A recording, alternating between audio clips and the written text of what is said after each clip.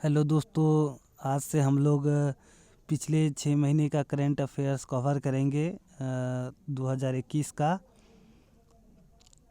तो चलिए हम लोग जून 2021 का जो इम्पोर्टेंट करंट अफेयर्स है, समसामयिक महत्वपूर्ण प्रश्न है, उसका अध्ययन करते हैं।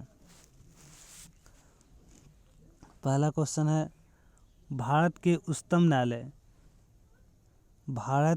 उच्चतम न्यायालय के मुख्य न्यायाधीश S.A. बोबड़े के सेवानिवृत्ति के पश्चात किसने मुख्य न्यायाधीश का पद अप्रैल 2021 में ग्रहण किया है। यानी कि पहले का जो मुख्य न्यायाधीश था S.A. बोबड़े, इनका सेवानिवृत्त होने के बाद नया मुख्य न्यायाधीश कौन बना है। तो इसका आंसर है N.V. रमन्ना। N.V. रमन्ना 2021 में शपथ ग्रहण किए हैं S.A. बोबड़े के बाद। S.A. बोबड़े के बाद मुख्य न्यायाधीश कौन बने हैं? N.V. रमन्ना, यानी कि अभी का वर्तमान मुख्य न्यायाधीश है N.V. रमन्ना। भारत के मुख्य निर्वाचन आयुक्त सुनील अरोड़ा के सेवानिवृत्ति के बाद किसने मुख्य निर्वाचन आयुक्त का पद 13 अप्रैल 2021 को ग्रहण किया है। भारत के मुख्य निर्वाचन आयुक्त सुनील अरोड़ा की सेवानिवृत्ति के बाद अभी का जो मुख्य निर्वाचन आयुक्त चुना गया है वो सुशील चंद्रा, उनका नाम है सुशील चंद्रा। मुख्य निर्वाचन आयुक्त पहले सुनील अरोड़ा जी थे, इसके बाद अभी जो नया 13 अप्रैल 2021 को पद ग्रहण किए हैं उनका नाम है सुशील चंद्रा। मुख्य न्यायाधीश, पहले का मुख्य न्यायाधीश S.A. बोबड़े थे और अप्रैल 2021 में नया मुख्य न्यायाधीश बने, उनका नाम था N.V. रमन्ना और यह है मुख्य निर्वाचन आयुक्त। पुरातत्वविदों ने किस राष्ट्र में धूल में दबे लगभग 3000 वर्ष पुराने समृद्ध शहर एटन के अवशेष खोज निकालने का दावा अप्रैल 2021 में किया है। मतलब पुरातत्व शास्त्रियों ने लगभग 3000 वर्ष पुराने समृद्ध शहर एटन के अवशेष खोजे हैं। वो कहाँ पे हैं? मिस्र में है। जो अवशेष खोजने का दावा किए हैं, पुराने समृद्ध एटन के अवशेष खोज निकालने का दावा अप्रैल 2021 में किस देश ने किया है? मिस्र ने किया है। अप्रैल 2021 में घोषित 74वें British Academy for film and television arts awards में किस फिल्म को सर्वश्रेष्ठ फिल्म का अवार्ड प्राप्त हुआ है।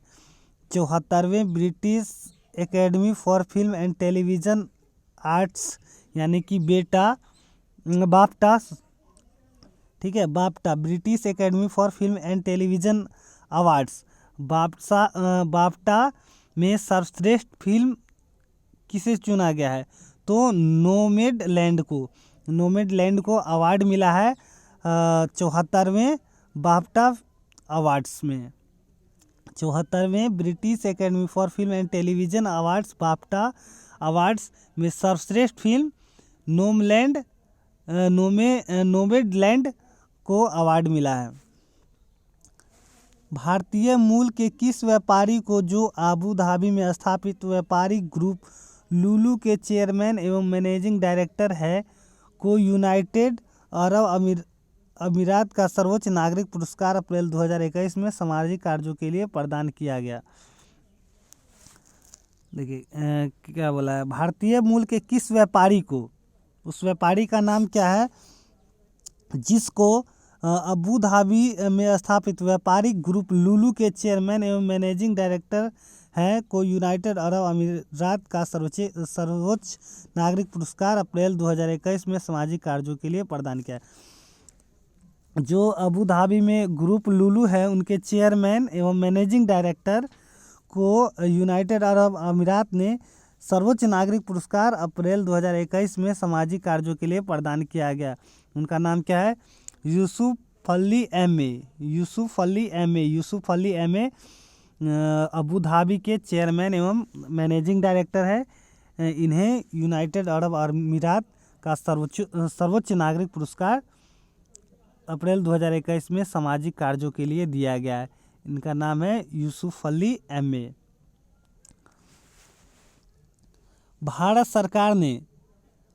सरकार ने 12 अप्रैल 2021 को रूस में विकसित और डॉक्टर रेड्डी लैब द्वारा निर्मित किस कोविड-19 को वैक्सीन को भारत में प्रयोग के लिए स्वीकृति प्रदान की है। यानी कि 12 अप्रैल 2021 में रूस के द्वारा विकसित और डॉक्टर रेड्डी लैब द्वारा निर्मित एक कोविड-19 वैक्सीन है, उनका प्रयोग के लिए स्वीकृति प्रदान की है।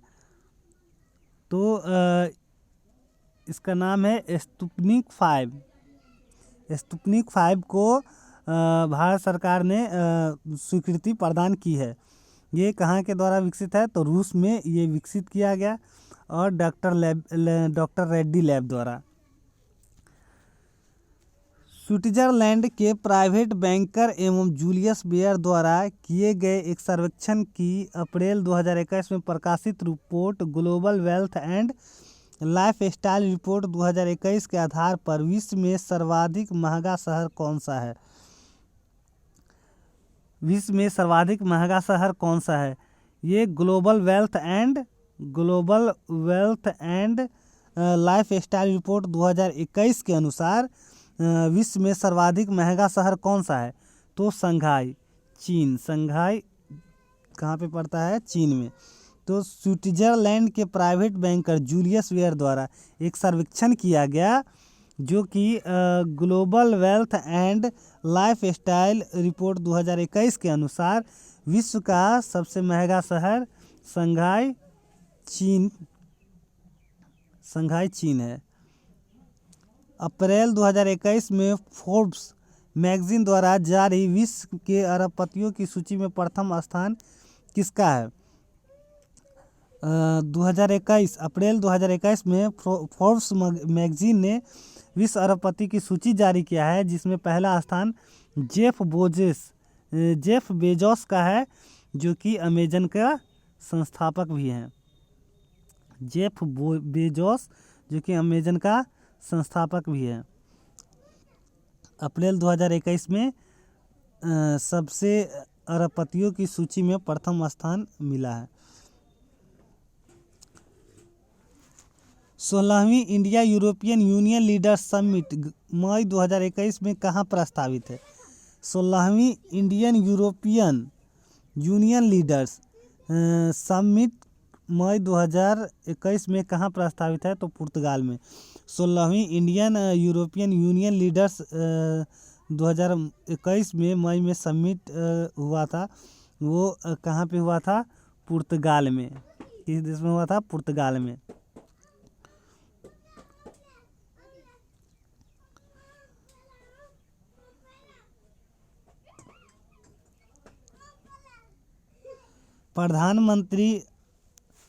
प्रधानमंत्री श्री नरेंद्र मोदी ने कोरोना काल में अपनी पहली विदेश यात्रा किस पड़ोसी राष्ट्र की स्वतंत्रता के 50 वर्ष पूरे होने के अवसर पर आयोजित कार्यक्रम में भाग लेने के लिए मार्च 2021 में की।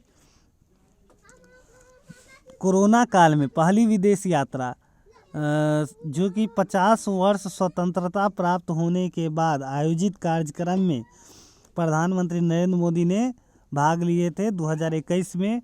वो कौन सा देश है, बांग्लादेश। कौन सा देश है वो, बांग्लादेश।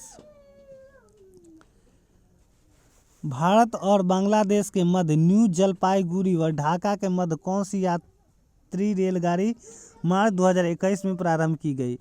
मार्च 2021 में रेलगाड़ी प्रारंभ की गई। कहाँ से कहाँ तक, बांग्लादेश के मध्य न्यू जलपाईगुड़ी व ढाका के मध्य।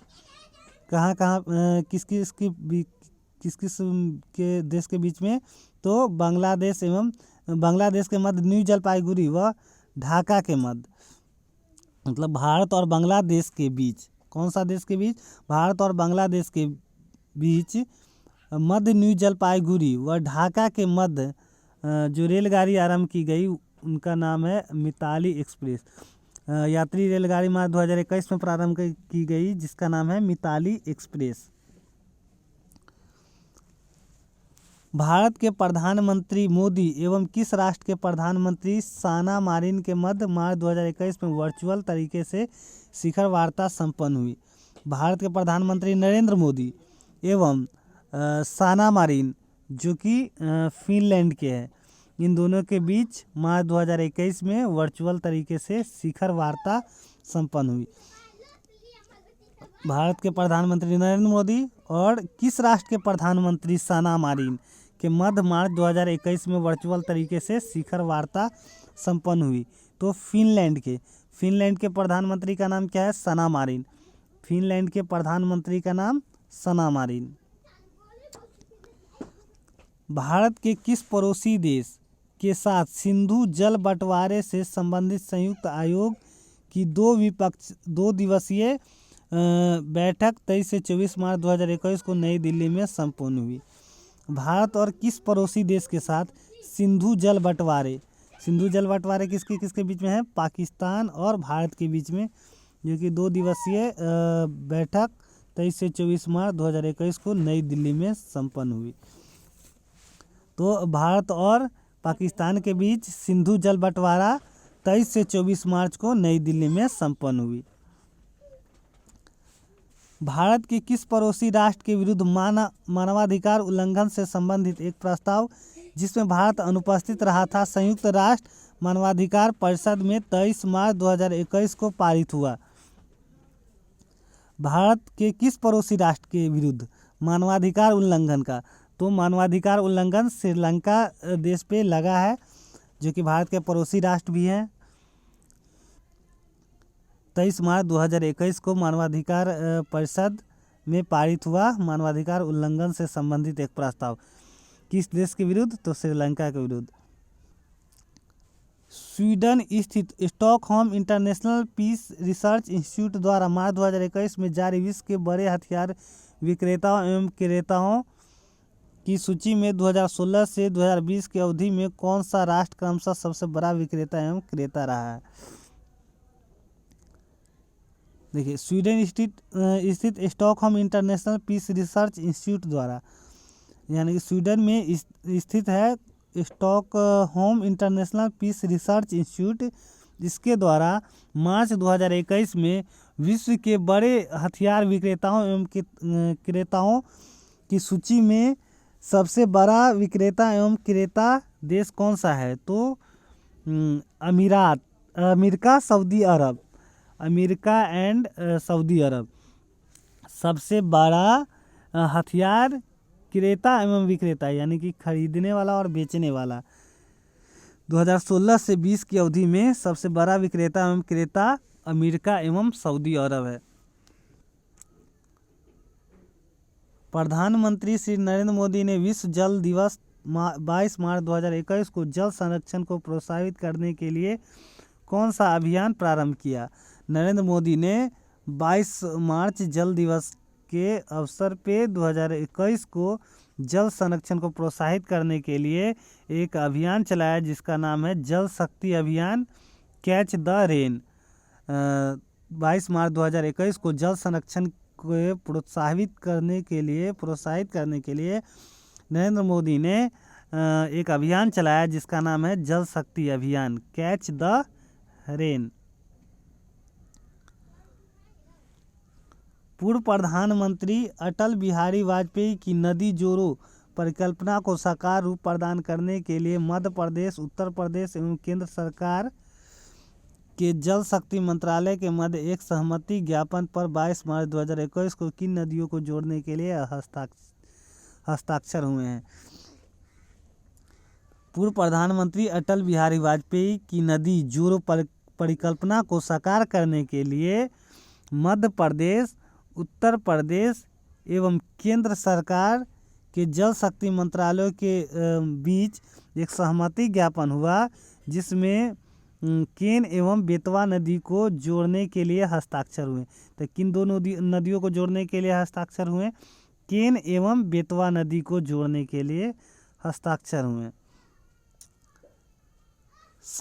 भारतीय संसद द्वारा एक संशोधन विधेयक मार्च 2021 में पारित कर किस केंद्र शासित प्रदेश में निर्वाचित सरकार को किसी भी कार्यकारी निर्णय लेने से पूर्व उपराज्यपाल की राय लेना अनिवार्य कर दिया गया है?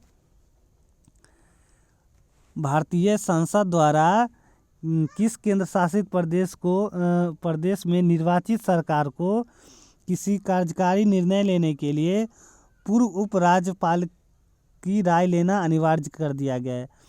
किस केंद्र शासित प्रदेश में निर्वाचित सरकार को कोई भी कार्यकारी निर्णय लेने से पहले उसे पूर्व उपराज्यपाल की राय लेना अनिवार्य कर दिया गया है? दिल्ली। कौन सा केंद्र शासित प्रदेश है? तो दिल्ली में कोई भी निर्वाचित सरकार हो उसे कार्यकारी निर्णय लेने से पहले पूर्व उपराज्यपाल की राय लेना अनिवार्य कर दिया गया है। United Nations sustainable development solutions network द्वारा वर्ल्ड हैप्पीनेस रिपोर्ट 20 मार्च 2021 को जारी की गई, जिसके अनुसार भारत का 149 देशों में कौन सा स्थान है? United Nations sustainable development solution network द्वारा वर्ल्ड हैप्पीनेस रिपोर्ट जारी किया गया। वर्ल्ड हैप्पीनेस रिपोर्ट किसके द्वारा जारी किया जाता है? तो United Nations sustainable development solutions के द्वारा वर्ल्ड हैप्पीनेस रिपोर्ट जारी किया गया, जिसमें 149 देशों में भारत का स्थान 139वां है। वर्ल्ड हैप्पीनेस रिपोर्ट में रिपोर्ट 2021 में 149 देशों में भारत का स्थान कितना है? तो भारत का स्थान 139वां है। उत्तर प्रदेश के मुख्यमंत्री योगी आदित्यनाथ ने 13 से 15 मार्च 2021 को वन डिस्ट्रिक्ट वन प्रोडक्ट के तहत चयनित उत्पाद को बढ़ावा देने के लिए सिद्धार्थनगर में आयोजित किस उत्पाद के लिए आयोजित महोत्सव का उद्घाटन किया? उत्तर प्रदेश में मुख्यमंत्री योगी आदित्यनाथ ने वन डिस्ट्रिक्ट वन प्रोडक्ट यानी कि एक डिस्ट्रिक्ट एक प्रोडक्ट के तहत चयनित उत्पादों को बढ़ावा देने के लिए सिद्धार्थनगर में आयोजित किस उत्पाद के लिए महोत्सव का उद्घाटन किया गया? तो काला नमक चावल महोत्सव। कौन सा महोत्सव? काला नमक चावल महोत्सव।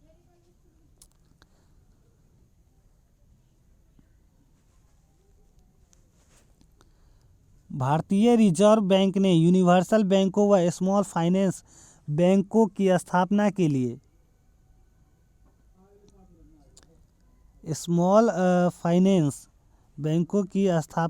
लिए आवेदनों के मूल्यांकन के लिए 1 मार्च 2021 को गठित समिति का अध्यक्ष किसे बनाया गया? भारतीय रिजर्व बैंक ने यूनिवर्सल बैंकों व स्मॉल फाइनेंस बैंकों की स्थापना के लिए आवेदनों के मूल्यांकन के लिए 1 मार्च 2021 में गठित समिति का अध्यक्ष किसे बनाया गया? तो श्यामला